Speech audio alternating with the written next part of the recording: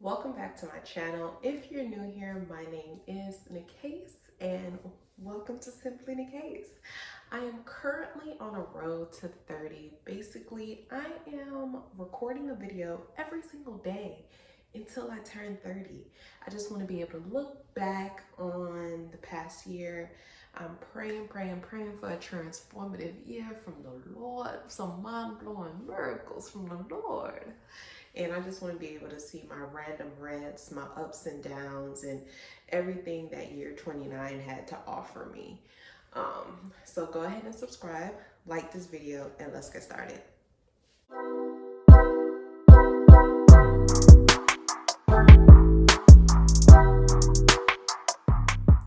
Okay, so yesterday's video was quick.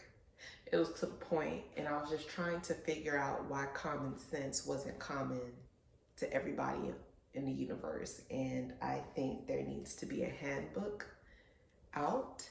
Where this handbook gonna come from, I don't know, but somebody need to create it. I'm not gonna create it, but somebody needs to create it. And that was mainly what the video was. And I was a little angry and I was irritated, and that's not me. This is me. Joyous right now, and it's early. It's about 6-ish, and I'm up. I did my devotional for my growth group today. Baby boy is still sleeping. I'm pretty sure he's gonna hear my voice and he's gonna wake up soon. I need to wake him up anyway soon because we need to get his naps in order. Anyways, this video is gonna kind of be about what the devotional was. So as you may or may not know, if you've watched the previous videos, I'm in a growth group and we're going through this valleys journey of like the Old Testament right now and different valleys or whatever. So the valley today was the valley of Elah. I hope I'm pronouncing it correctly. It's E-L-A-H. And that's basically the story of David and Goliath. But before they got into the story, it started to talk about Harriet Tubman. Now, that is not the first devotional I've done that talked about Harriet Tubman. And I'm like, man, this woman was a G, because if you think about it, like, she's not a fictitious character. She's not a person that somebody has made up. Like, Harriet Tubman was a real deal woman, and all that she accomplished on this earth before, she joined the Lord was that she was able to do all the things that she was able to do, free all them slaves, because she listened to God and she heard from God. And that was her end all be all. Like, that was her mission in life. Once she experienced freedom, and not only that, she not only experienced freedom and just kept it for herself, Shawty kept going back to the South. And when I was reading, she went back to the South over 19 times to free over 300 slaves and didn't lose now one slave.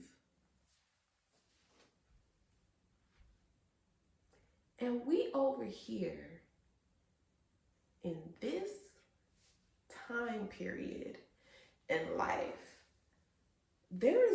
I don't know who is even close to Harriet Tubman right now. Granted, we're not slaves per se, like how it was back then, but there is not really a lot of people right now living on faith the way she did, because she was living a very dangerous life. Like, when you really think about it, it was dangerous, and she really had to depend on the Lord to make the routes that she had to make sure that everyone was safe, make sure that everyone stayed alive, nobody was left behind. Like, she was responsible to over 300 people being free. And when you ask her, how did she do it? What was her methods?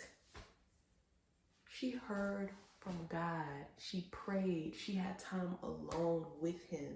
She had time not only alone with him, but alone to hear from him. That is so freaking inspiring to me. Like, that's, and we can like all learn from her. And it's just like, what noises are around that is blocking like our communication with God, from hearing from God, from being isolated. Even Jesus isolated himself so he can just be with the Father. And it's just like, we need to be doing that as well. So I thought that was incredible that the devotional started with Harriet Tubman. I'm trying to figure out what was the connection. I gotta go back and read that. Like, why they connected Harriet to David and Goliath. Anyway, so we're going to David and Goliath because the valley is just talking about the bravery. Now, David was a person that you probably very much least expect to conquer a giant. And what I've realized is that through each of these valleys this is the third valley that we're going through, there's always the giants, there's always obstacles, there's always something that is going to be in your way that you do not expect to conquer. You do not expect to conquer. And David was the youngest of his brothers. He had 7 other brothers. He was the youngest. And he was basically a shepherd. And he was young. He was a shepherd. He was inexperienced. So he was not the person that they were looking to fight this big old Philistine named Goliath. Now Goliath, he was basically like, I'm gonna conquer all y'all Israelites, okay? And when I conquer y'all, y'all gonna be under us. And y'all gonna, do what we say. Because ain't nobody here gonna beat me. Do y'all see me? I was brought up for this. Y'all don't see me. But David, he was listening to his daddy. His daddy told him to go check on his brothers and see if his brothers needed anything, because his brothers was on the battle line and things like that. And David, he went to go check on his brothers, but then he heard old boy being real cocky. And he's like, what's going on? What's happening? So David, he started asking other people that's in the battlefield, like, all right, so what we got to do for this fool to be quiet? What's happening? And one of his brothers, I don't know how to pronounce his name. I think it's Eliab. I don't know. His brother was like, dog, David, what you doing here? You are nothing but a spectator, homie, because all you want to do is watch this battle. And this is some serious stuff going on right now. And David like, bro, I ain't even gonna say nothing.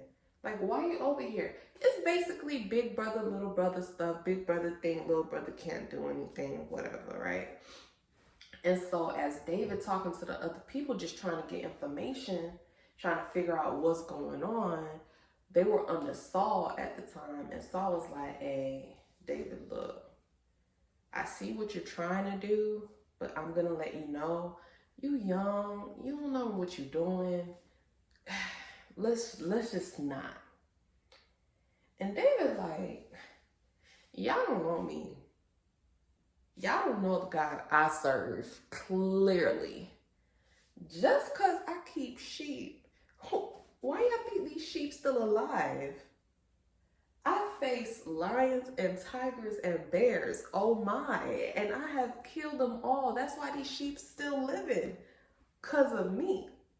And so Saul was like, okay, let's put this little, the armors and stuff on you. And David like, I don't need all that. Because at the end of the day, the battle belongs to the Lord. Do y'all hear what I'm saying? And I hope the people that have made it this far, do y'all hear what I'm saying? The battle belongs to the Lord. I had to underline that.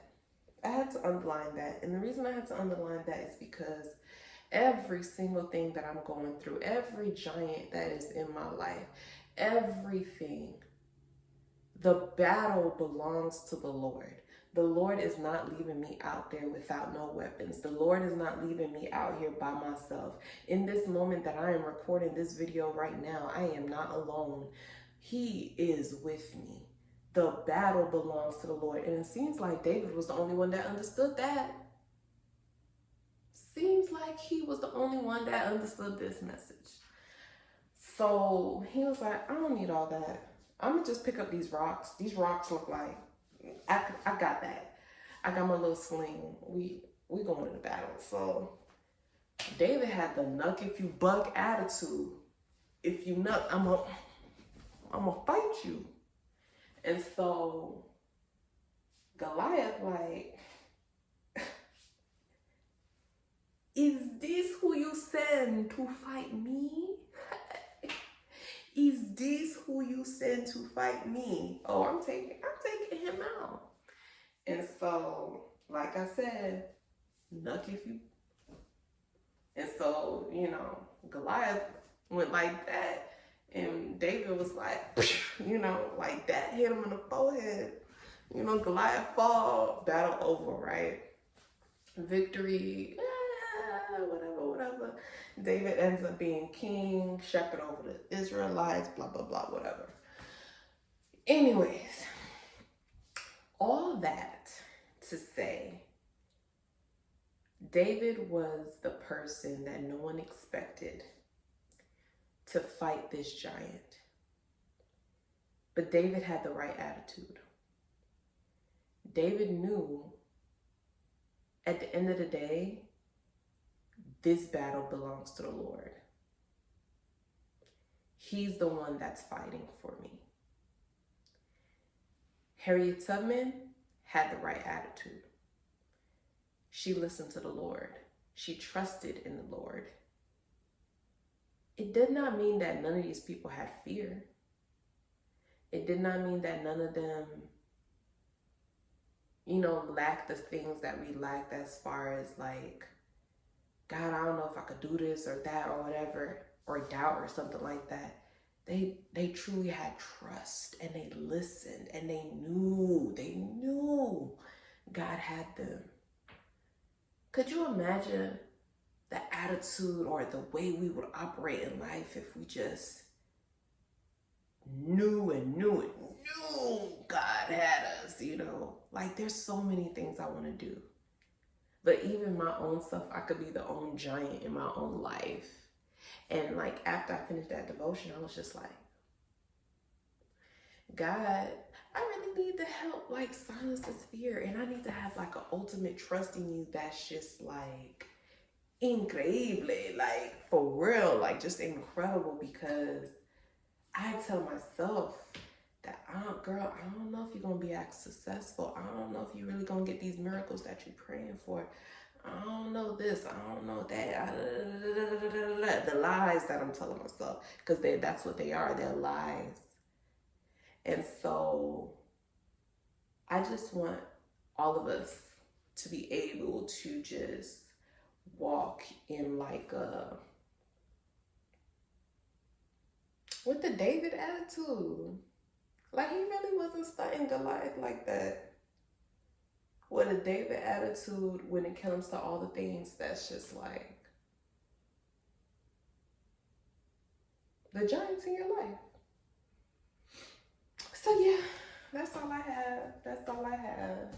I'm about to put my hair back up because I was doing this combing out my hair. I'm gonna wake him up. It's time for him to wake it up.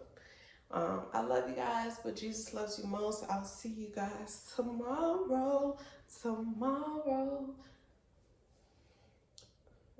you tomorrow. All right. Bye, y'all.